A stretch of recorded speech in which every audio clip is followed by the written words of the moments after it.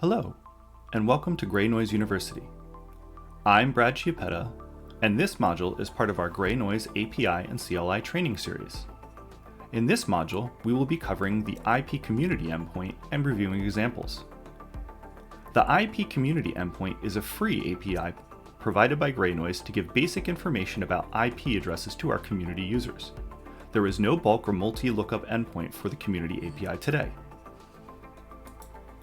When using the single IP lookup endpoint, the IP address is appended to the end of the API URL, which makes it easy to use.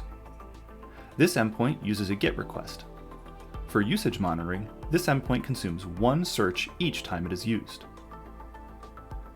This endpoint will return a status code of 200, meaning the request was successful and the IP address was in the dataset, a 400, meaning there was an error with the request, such as an invalid IP address being sent to the endpoint, a 404, meaning that the IP address was not found in the endpoint, or 29 if the daily rate limit was reached, or a 500 if there was an unexpected error.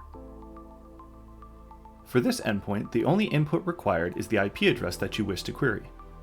If we enter a sample IP address in the reference page and click the Try It button, we can review the response. Let's run this same request again in the CLI by copying the curl command from the API docs and pasting it into our terminal. I'm also going to use a tool called JQ to make the output easier to read. In the response, you can see a limited amount of data of the information provided on the IP details page in the GreyNoise visualizer is available. This includes the noise and riot flags, the provider or actor name, classification information, and some basic other information. One of the unique things about this endpoint is that it does query both the noise and riot datasets in one request. The noise flag, when shown as true, is used to indicate that the IP address is an internet scanner or is part of the noise dataset. The riot flag, when shown as true, is used to indicate that the IP address is part of the common business service or riot dataset.